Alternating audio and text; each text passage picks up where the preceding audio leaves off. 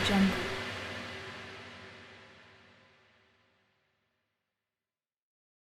अस्सलाम वालेकुम प्यारे दोस्तों, जुल्फी नॉलेज लैंड में खुश आमदीद। सुल्तान सलाहुद्दीन अय्यूबी रहमतुल्लाह अलैह सलीबी सलार ग्रांड इंतहाई शातिर इंसान था। इसने इब्ने मकदम को मजीद कुरेदते हुए कहा, क्या ये तुम्हारे जाती ख्यालात हैं या सारे मुसलमान ऐसे ही सोचते हैं? ग्रांट ने बड़ी होशियारी से एक और चाल चली थी जिसे इक़्तिदार का भूखा शमसुद्दीन इब्ने मकदम समझने से कासिर रहा। बहुत से लोग हैं जो इस कैद से निकलना चाहते हैं। शमसुद्दीन इब्ने मकदम ने पुरजोश लहजे में कहा, मगर अभी वो वक्त का इंतजार कर रहे हैं। फिलहाल मैं और मेरा लश्कर खूनरेजी नहीं चाहता। अगर तुम हमसे दोस्ती चाहते हो तो इसका सबूत फराम करो। सलीबी सलार ग्रांट ने मुस्कुराते हुए वो मुख्तसर सी गुफ्तगू के दौरान शमसुद्दीन इब्ने मकदम की ऐश परस्ताना और बुज़दिलाना फितरत से वाकिफ हो चुका था। क्या ये सबूत काफी नहीं कि मैं तुमसे मुस्तकिल सुलह करने के लिए तैयार हूँ, मगर इस सुलह की एक बुनियादी शर्त है। आखिर शमसुद्दीन इब्ने मकदम ने भी बड़ी होशियारी के साथ अपनी चाल चल दी। कैसी शर्त? एक लम्हे के लिए सलीबी सलार चौंका, मगर इसने फौरन ही अपने आसाब पर काबू पा लिया। सुल्तान मरहूम के सारे गुलाम अपने पैरों की जंजीरों और गर्दनों की तौक काट देना चाहते हैं, मगर एक शख्स ऐसा है जो आखिरी सांस तक सुल्तान ही का गुलाम रहना चाहता है। शमसुद्दीन इब्ने मकदम ने एक एक लफ्ज पर जोर देते हुए कहा, और वो है सलाहुद्दीन अय्यूबी। सलाहुद्दीन अय्यूबी का नाम सुनते ही सलीबी सलार ग्रांट के चेहरे पर शदीद नफरत का रंग उभर आया। सलाहुद्दीन अय्यूबी को हमारी ये सुलह बहुत गरां गुजरेगी। शमसुद्दीन इब्ने मकदम ने अपनी बात की मजीद वजाहत करते हुए कहा, वही एक जहर आलूद खंजर है जो ख्वाब में भी मुझे अपनी शारक के करीब लहराता नजर आता है। इब्ने मकदम की बात सुनकर सलार ग्रांट कुछ देर गहरी सोच में डूबा रहा। फिर इसके होंठों पर एक इंतहाई मानी खेज और अय्यार मुस्कुराहट उभर आई। हम बहुत जल्द तुम्हें इस खौफ से निजात दिला देंगे, बल्कि इस खंजर ही को तोड़ देंगे अगर सलाहुद्दीन अय्यूबी ने मुझ पर हमला कर दिया। शमसुद्दीन इब्ने मकदम ने परेशान लहजे में कहा, अगर सलाहुद्दीन ने ऐसा किया तो सारी दुनिया की ईसाई फौजें तुम्हारी पुश्त पर होंगी। सलीबी सलार ग्रांड ने पुरजोश लहजे में इब्ने मकदम को यकीन दिलाया। फिर दोनों के दरमियान तहरीरी तौर पर सुलह का मुआहिदा तय पा गया, जिसमें वाज़ेह तौर पर दर्ज था कि ईसाई और मुसलमान एक दूसरे पर दस्त अंदाजी नहीं करेंगे और सरहदों पर अमन और सुकून कायम रखेंगे।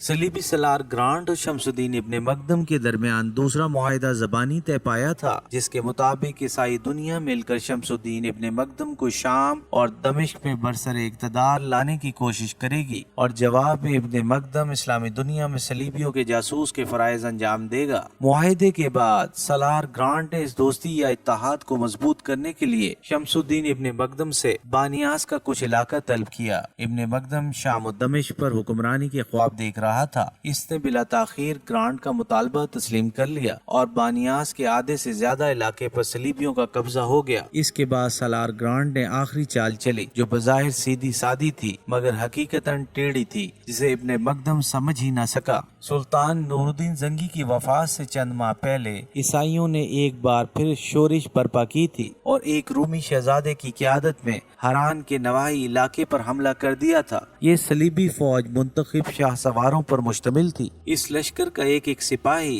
इस्लाम दुश्मनी में अंधा हो रहा था। सुल्तान नूरुद्दीन जंगी ने खबर मिलते ही पूरी ताकत से हरान पर हमला किया। शाम तक खूनरेज जंग होती रही। आखिर सलीबियों को शिकस्त हुई और हजारों सिपाही कैदी बना लिए गए। सुल्तान आदिल ने इन ईसाइयों कैदियों को तबरिया के कैद खाने में डाल दिया। रूमी शहजादे इन सिपाहियों की रिहाई के सिलसिले में सुल्तान नूरुद्दीन जंगी को लाखों दिनार फिदिया देने की पेशकश की थी। जवाब में सुल्तान आदिल ने रूमी शहजादे को इंतहाई सख्त अल्फाज में खत तहरीर किया था। ये वो कैदी हैं जिन्होंने बेगुनाह मजबूर और कमजोर मुसलमानों का कत्ले आम किया है। अगर इनके बदले में तुम सारी दुनिया की दौलत भी दे दो तो मैं इनके पैरों की जंजीरें नहीं काटूंगा। सलीबी सलार ग्रांट ने इन्हीं ईसाई कैदियों की रिहाई का मुतालबा किया था। शमसुद्दीन इब्ने मकदम को अंदाजा ही नहीं था कि ये सलीबी कैदी कितने खूनख्वार इस्लाम दुश्मन हैं। इसने सलार ग्रांट को खुश करने के लिए ये मुतालबा भी मंजूर कर लिया और खून आशाम भेड़ियों को दोबारा मुसलमानों का गोश्त खाने के लिए छोड़ दिया। ये थी सफाक मुआहिदे की तफसीलात जो सलीबी सलार और शामी अमीर इब्ने मकदम के दरमियान तय पाया था। इस तकलीफ दे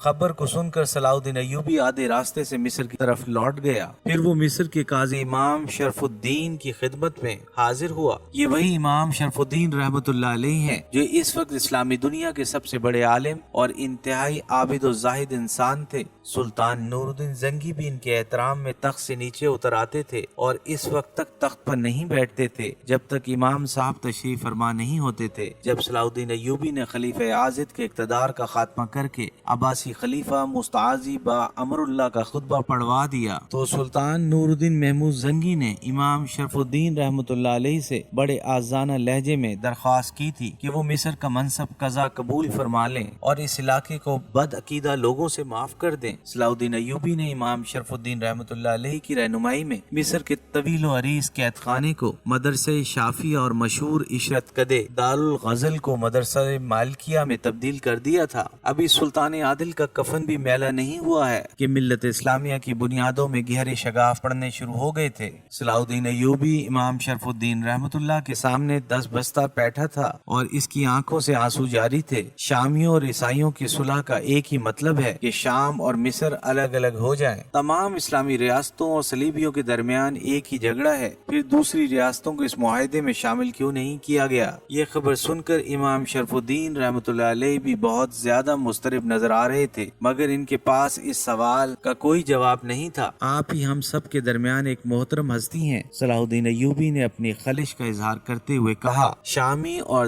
دمشقی عمرہ بھی آپ کی عزت کرتے ہیں، برائے کرم اس مسئلے کو فوری طور پر حل کریں ورنہ اس صلح نامے کے انتہائی سنگین نتائج برآمد ہوں گے۔ امام شرف الدین رحمۃ اللہ علیہ نے حیرت و غم کے ساتھ صلاح الدین ایوبی کی طرف دیکھا۔ میں اس مسئلے کو کس طرح حل کر سکتا ہوں؟ میں جانتا ہوں کہ ضعیف العمری کی وجہ سے آپ اس قدر طویل سفر اختیار نہیں کر سکتے، مگر اپنے مراسلوں کے ذریعے شامی اور دمشقی عمرہ کو قائل کر سکتے ہیں۔ صلاح الدین ایوبی نے امام صاحب کے سامنے تجویز پیش کی۔ امام شرف الدین رحمۃ اللہ علیہ کچھ دیر تک حسرت زدہ نظروں سے صلاح الدین ایوبی کے اداس اور غمزدہ چہرے کو دیکھتے رہے، پھر ان کی بوڑھی آنکھوں میں آنسو آ گئے۔ جب ملت کے مفاد پر انسانی نفس کی طلب حاوی ہو جائے تو پھر وہ بصارت اور سماعت دونوں سے محروم ہو جاتا ہے۔ ایسے بد نصیبوں پر تحریر و تقریر کوئی اثر نہیں کرتی، ان کا علاج بس شمشیر ہی کر سکتی ہے، اور میرے بوڑھے ہاتھ تو صحیح طور پر قلم بھی نہیں پکڑ سکتے۔ یہ کہتے کہتے امام شرف الدین رحمۃ اللہ علیہ کی اشک ریزی میں اضافہ ہو گیا تھا۔ بڑی عجیب صورتحال تھی۔ صلاح الدین ایوبی تو خود اس پریشان کن صورتحال سے نجات پانے کے لیے امام شرف الدین رحمۃ اللہ علیہ کی خدمت میں حاضر ہوا تھا، مگر جب امام صاحب کو اپنے آپ سے بھی زیادہ اداس پایا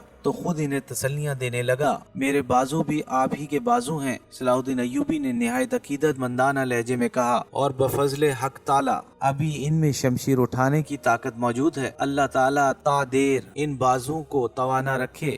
امام شرف الدین رحمۃ اللہ علیہ نے دعا دیتے ہوئے کہا، سلطان عادل بھی تمہیں اپنا دست بازو سمجھتے تھے، اسی لیے ساری ذمہ داری بھی تم پر ہی عائد ہوتی ہے۔ اگر اس وقت تم نے خاموشی اختیار کی تو ہوس پرستوں کی پرشور آوازیں فضا پر چھا جائیں گی، پھر شاید تم دمشق اور شام کی رعایا کو اپنی بات نہ سمجھا سکو۔ صلاح الدین ایوبی نے امام شرف الدین رحمۃ اللہ علیہ کی بات کا مفہوم سمجھ لیا تھا، مگر پھر بھی ہچکچاتے ہوئے بولا، شیخ میں آپس کی خون ریزی سے بہت ڈرتا ہوں۔ خون فاسد تو جسم سے نکالنا ہی پڑے گا ورنہ ایک دن سارا بدن سڑ جائے گا۔ امام شرف الدین رحمۃ اللہ علیہ نے اداس لہجے میں کہا، پہلے فہم و فراست اور تدبر سے کام لے کر سمجھاؤ اور تمام محبت کر ڈالو۔ اگر کوئی منطقی دلیل کام نہ کرے تو پھر شمشیر کی زبان میں بات کرو، میری دعائیں تمہارے ساتھ ہیں۔ صلاح الدین ایوبی کو اس کی زندگی کا سب سے مشکل مرحلہ درپیش تھا، اگرچہ امام شرف الدین رحمۃ اللہ جیسے بزرگ کی دعائیں اس کے ساتھ تھیں، مگر پھر بھی وہ اذیتناک ذہنی کشمکش میں مبتلا تھا۔ ایک دن اس نے معتمد عمرہ کے خفیہ اجلاس میں اپنے اس کرب کا اظہار کرتے ہوئے کہا، میں فضل حق تعالی موت سے نہیں ڈرتا، کفار کے خلاف جنگ کرنا اور میدان جنگ میں شہید ہو جانا میری زندگی کی سب سے بڑی آرزو ہے، مگر اس وقت کیا صورتحال ہوگی جب میری تلوار کی زد میں کسی مسلمان کا گلا ہوگا اور کسی اہل ایمان کی شمشیر کا ہدف